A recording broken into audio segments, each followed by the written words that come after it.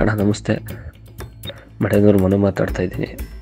ನಾನು ನಿಜವಾಗ್ಲೂ ಸತ್ಯ ಹೇಳಬೇಕು ಅಂದರೆ ನಮ್ಮ ತಾಯಿ ಅಣೆ, ನನ್ನ ಕರೆ ಮೇಲೆ ಅಣೆ, ನಾನು ಉದ್ದೇಶಪೂರ್ವಕವಾಗಿ ನಾನು ಮಾತಾಡಿದ್ದಣ್ಣ. ತಪ್ಪಂತೂ ನಾನು ಮಾಡೇ ಇಲ್ಲ. ಎಷ್ಟು ವರ್ಷ ಬೇಕಾದರೂ ಹೇಳ್ತೀನಿ. ನಾನು ತಪ್ಪು ಮಾಡಿಸಿದಾರೆ. ಒಂದು ಒಳ್ಳೆ ಸಿನಿಮಾನ ಕೊಂದುಬಿಟ್ರಣ್ಣ ಎಲ್ಲ ಸೇರಿಕೊಂಡು.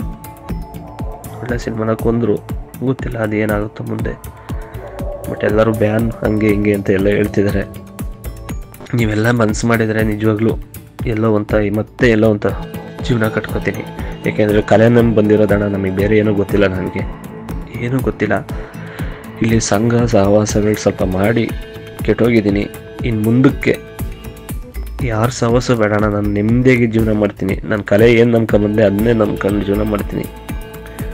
ದಯಮಾಡಿ ಒಂದು ಅವಕಾಶ ಕೊಡಿ. ನೀವು ಅವಕಾಶ ಕೊಟ್ಟರೆ ನಿಜವಾಗ್ಲೂ ಎಲ್ಲೋ ಅಂತ ಜೀವನ ಮಾಡ್ತೀನಿ. ಏಕೆಂದರೆ ನಾನು 16-17 ವರ್ಷದಿಂದ ಜೂನಿಯರ್ ಆರ್ಟಿಸ್ಟಾಗಿ ಮಾಡ್ಕೊಂಡು ಊರಲ್ಲಿ ಜಮೀನು ಕೆಲಸಗಳು ಮಾಡ್ಕೊಂಡು ಒಂದಿಷ್ಟು ರಿಯಾಲಿಟಿ ಶೋಗಳು ಮಾಡ್ಕೊಂಡು ಬಂದವನು. ಇಷ್ಟು ಕಷ್ಟಪಟ್ಟರು ಯಾರೂ ನಮ್ಮ ಗುಂಡಿ ನಾವು ತೋಡ್ಕೊಳ್ಳಲ್ಲ.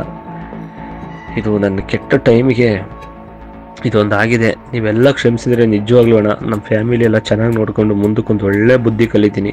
ತುಂಬ ಬದಲಾಗ್ತೀನಣ್ಣ. ನಿಮ್ಮ ಹೆಸರು ಹೇಳ್ಕೊಂಡು ಎಲ್ಲೋ ಅಂತ ಅನ್ನೋ ತಿಂತೀನಿ. ದಯಮಾಡಿ ಕ್ಷಮಿಸಿ ಪ್ಲೀಸ್ ಅಣ್ಣ. ತುಂಬ ರಿಕ್ವೆಸ್ಟ್ ಅಣ್ಣ. ತುಂಬ ಅಣ್ಣ, ಖಂಡಿತ ಫ್ಯಾಮಿಲಿ ಎಲ್ಲರೂ ಚೆನ್ನಾಗಿ ನೋಡ್ಕೊತೀನಿ. ತುಂಬ ಬದಲಾಗಕ್ಕೆ ಅವಕಾಶ ಮಾಡಿಕೊಟ್ಟಿದ್ರಲ್ಲ, ಅದೇ ನನ್ನ ದೊಡ್ಡ ಪುಣ್ಯ. ನಿಜವಾಗ್ಲೂ ಅಣ್ಣ ತುಂಬ ಖುಷಿ ಆಗ್ತಿದೆ.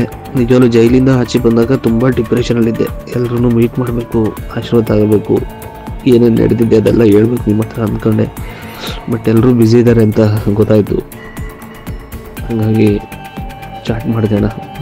ನೀವೇನಾದ್ರು ಇವತ್ತು ಇಲ್ಲ ನಾಳೆ ನಾಡ್ದೆ ಅಂದರೆ ಬೆಂಗಳೂರಲ್ಲಿ ಸಿಕ್ಕಿ ಎಲ್ಲರೂ ಪರವಾಗಿಲ್ಲ ಅಣ್ಣ. ನೀವು ಎಲ್ಲಿ ಸಿಗ್ತೀರಾ ಅಂತ ಒಂದು ಎಂಟು ಚಿಕ್ಕದೇ ಗೊತ್ತಾದರೂ ನಾನು ಬಂದು ನಿಜವಾಗ್ಲೂ ಒಂದು ಕ್ಷಮೆ ಕೇಳಿ ನಿಮ್ಮ ಆಶೀರ್ವಾದ ತಗೋತೀನಿ ಅಣ್ಣ. ಪ್ಲೀಸ್ ಅಣ್ಣ, ಎಲ್ಲಿರ್ತಾರೆ